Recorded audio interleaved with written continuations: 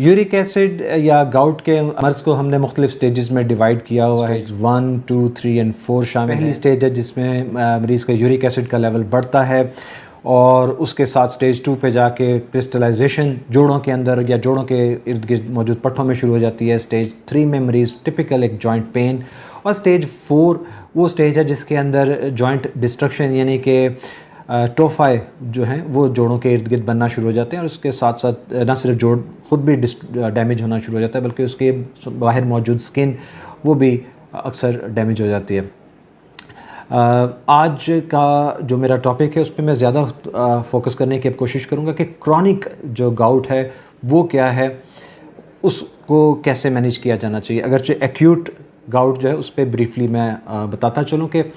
Acute gout का attack कभी कभार हमें एक और कंडीशन जिसको कि सेप्टिक आर्थराइटिस या जोड़ में होने वाली इन्फेक्शन कहा जाता है उसके साथ कंफ्यूज हो जाता है, क्योंकि दोनों अमराज की अलामात इतनी मिलती जुलती हैं कि हमारे पास किसी भी क्लिनिशियन के पास ऐसा कोई तरीका नहीं है कि वो सिर्फ हिस्ट्री या एग्जामिनेशन से ये डिफ्रेंशिएट कर सके कि ये आया ये गाउट है या फिर सेप्टिक आर्थराइटिस है। और एक इंटरेस्टिंग बात यह है कि ये कुछ स्मॉल परसेंटेज के अंदर ये दोनों बीमारियां बैक वक्त भी मौजूद हो सकती हैं, और ऐसी सूरत में हमारे पास सिर्फ एक ही रास्ता होता है, वो है कि जोड़ के अंदर मौजूद फ्लूइड को नीडल की मदद से निकाला जाए और उसको माइक्रोस्कोप के नीचे रख के स्टडी किया जाए ताकि हमें पता चले कि ये इन्फेक्शन है या गाउट है या बैक वक्त दोनों चीज़ें मौजूद हैं, और फिर अकॉर्डिंगली उसका इलाज किया जाता है, जिसमें कि सबसे पहले जोड़ को रेस्ट देना, मरीज़ की हाइड्रेशन को मेंटेन करना, और फिर मुख्तलिफ जो यूरिक एसिड के लेवल्स को नीचे लाने वाली अद्वियात हैं उनका इस्तेमाल। यूरिक एसिड के मरीज़ उनके जो रिस्क फैक्टर्स हैं उनको दूर करना, जिसमें सबसे इम्पॉर्टेंट उनको वेल हाइड्रेशन में रखना, उसके अलावा उनकी अगर कोई इन्फेक्शन है तो उसको मेंटेन करना, उनको शुगर है तो उनके शुगर लेवल्स को आइडियल लिमिट्स के अंदर लेके आना, और इसके साथ साथ अगर वो कुछ ऐसी अद्वियात मसलन डायूरेटिक्स यानी कि पेशाब आवर अद्वियात या फिर एस इनहिबिटर्स हैं तो उनकी तब्दीली, ये सब शामिल हैं। आजकल एक नई प्रोडक्ट जो है उसको हम काफ़ी ज़्यादा ट्राई कर रहे हैं, वह एनरिका है जो कि इंटरल्यूकिन 1 को इनहिबिट करती है, और उसके भी काफ़ी प्रॉमिसिंग रिजल्ट्स हैं, लेकिन अभी ये उस तरह वाइड स्प्रेड यानी कि इस्तेमाल में नहीं आ पाई है। एक्यूट गाउट की सूरत में कुछ पेन किलर्स, इसके साथ साथ कभी कभार स्टीरॉयड्स या कुछ और अद्वियात से उस एक्यूट अटैक को मैनेज किया जाता है। कौन सी दवाई किस मरीज़ को किस स्टेज पे कितनी मिकदार में देनी है, इसका तयन सिर्फ एक डॉक्टर ही को करना चाहिए, इसलिए कोई भी ऐसा शख्स जिसको गाउट या यूरिक एसिड की ज़्यादती का मसला है उसे अपना इलाज ख़ुद से बिल्कुल नहीं करना चाहिए, बल्कि अपने डॉक्टर या ऑर्थोपेडिक सर्जन से रब्ता करके उसकी मशवरे के मुताबिक अपना ट्रीटमेंट जो है वो करना चाहिए। एक और बहुत कॉमन सवाल जो मुझे क्लिनिक्स में लोग अक्सर पूछते हैं वो ये है कि हमारा यूरिक एसिड का लेवल कितना होना चाहिए। अभी रिसेंटली मेरे पास एक साहब आए, उन्होंने मुझे कहा कि जी मैंने अपना यूरिक एसिड टेस्ट करवाया था, वो ऑलमोस्ट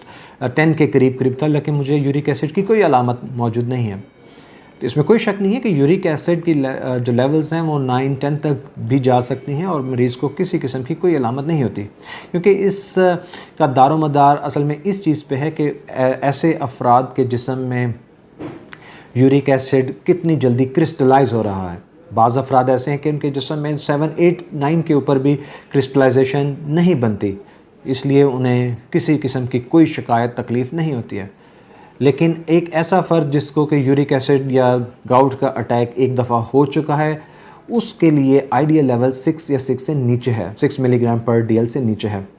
और ख़ास तौर पे अगर किसी को 2 या 2 से ज़्यादा अटैक एक साल में हो गए हैं और उसके साथ साथ उन्हें कुछ और सिस्टेमिक डिसऑर्डर्स यानी कि कोई गुर्दों का मसला है या रीनल फेलियर है, डायबिटीज़ है, तो उनके लिए आइडियली लेवल 5 मिलीग्राम पर डेसीलीटर से नीचे रहना चाहिए। अब कुछ मैं ज़िक्र करता चलूँ क्रॉनिक गाउट के ऊपर। क्रॉनिक गाउट एक ऐसा डायग्नोस्टिक डायलेमा है जो अक्सर ऑर्थोपेडिक सर्जन्स के लिए एक मुअम्मा बना रहता है, क्योंकि ऐसे मरीज़ ज़्यादातर हमें आके बैक वक़्त बहुत से जोड़ों में होने वाली एक हल्की हल्की लेकिन मुस्तकिल दर्द के साथ प्रेजेंट करते हैं, और ये अक्सर एक कंफ्यूजिंग सी पिक्चर होती है, क्योंकि ऐसे पेशेंट्स को कंधे में भी दर्द है, घुटने में भी दर्द है, पाँव की एड़ियों में भी दर्द है,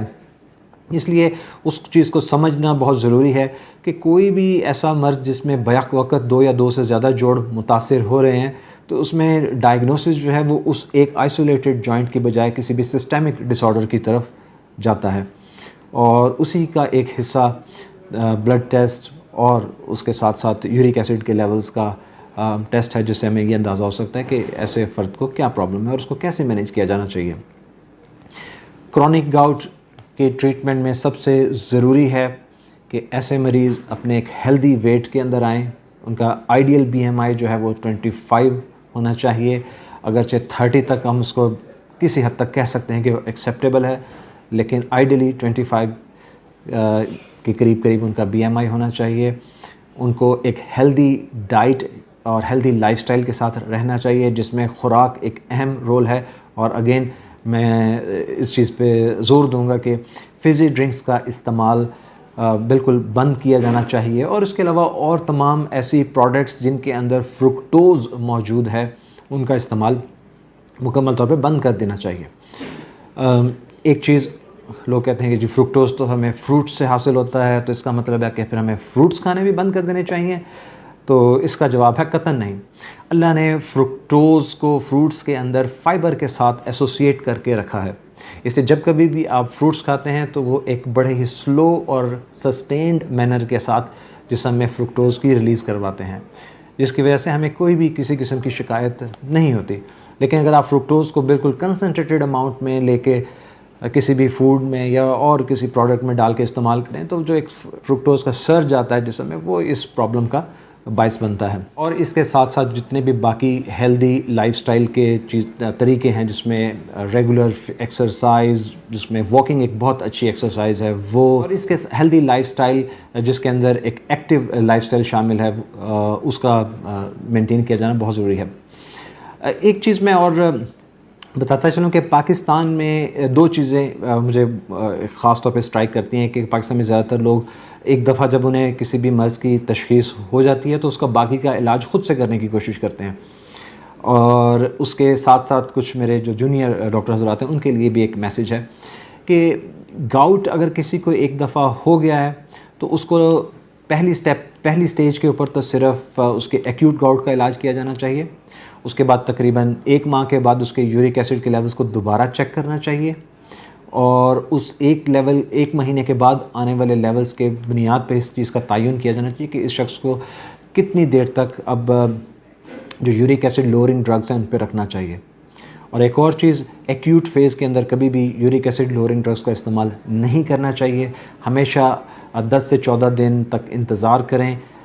वो एक्यूट गाउट का जो फेज़ है वो गुज़रने दें। आम तौर पे वो 2 हफ्तों के अंदर अंदर गुज़र जाता है। उसके बाद उनको long term uric acid lowering medications जो हैं उनको इस्तेमाल करवाना चाहिए। यूरिक एसिड को दोबारा जो भी आपने ट्रीटमेंट उसका शुरू करवाया है या किया है, उसको 6 माह के बाद दोबारा टेस्ट करना चाहिए, ताकि ये पता चल सके कि जो भी हम उसको ट्रीटमेंट दे रहे हैं वो किस हद तक मौसर है। मेरे पास अक्सर मरीज़ ऐसे आते हैं वो हर माह अपना यूरिक एसिड का जो लेवल्स हैं वो करवा रहे हैं, और बाज़ ऐसे मरीज़ भी आते हैं जो 3-3 साल 4-4 साल गुजरने के बावजूद अपना यूरिक एसिड का लेवल्स दोबारा टेस्ट नहीं करवाते, जो कि ऐसा नहीं होना चाहिए। जो स्टैंडर्डाइज्ड प्रैक्टिस है उसके अंदर अगर किसी शख्स को 2 या 2 से ज़्यादा अटैक्स हो चुके हैं और वो 6 माह के बाद भी उसमें यूरिक एसिड लेवल्स जो है वो मार्जिनल है या थोड़ा सा रेस्ट है, तो फिर ऐसे मरीज़ को कहा जा सकता है कि तमाम उम्र ही यूरिक एसिड लेवल्स को लोअर करने वाली दवाइयों का इस्तेमाल करना पड़ेगा। आपको या आपके किसी जानने वाले को गाउट या यूरिक एसिड का मसला है तो अपने डॉक्टर या ऑर्थोपेडिक सर्जन से रब्ता कीजिए ताकि इसका बर वक्त इलाज किया जा सके। और इसमें ख़ुद से अपने किसी भी मर्ज़ को जो है वो ट्रीट करने की कोशिश नहीं करनी चाहिए, और अपनी हेल्थ से मुतल्लिक़ तमाम जो चीज़ें हैं उनको अपने डॉक्टर की एडवाइस के साथ लेकर चलना चाहिए। Thank you.